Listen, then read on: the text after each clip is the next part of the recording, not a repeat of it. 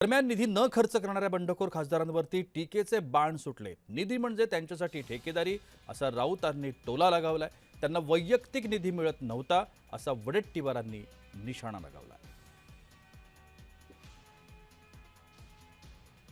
तर आता या 6 खासदारांवरती निधीवरून विरोधकांनी टीकास्त्र सुरू केली आहे। निधी न खर्च करणाऱ्या या बंडखोर खासदारांना विरोधकांनी धारेवर धरलाय।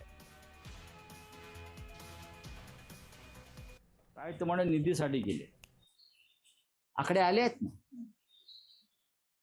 जो निधी आहे तो सुद्धा हे धड वापरू शकले नाही। 15-15, 16-16 कोटीचा निधी पडून आहे।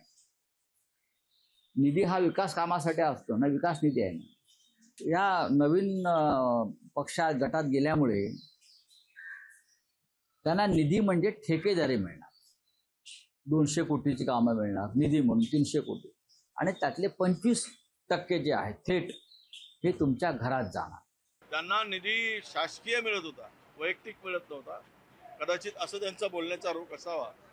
काल आम्ही पाहिलंय की कोणत्या खासदाराला किती निधी दिला गेला आणि ते खर्च सुद्धा झालेला नाही, आणि तरी निधी मिळत नाही ही बोंब मारणं मला वाटतं की उचित नाही।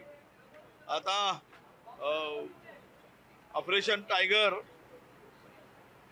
आता मला वाटतं की वाघाचं पोट भरलं असेल तर वाघाने आता पुन्हा नव्यानं ऑपरेशन करू नये अशी अनेकांची इच्छा आहे।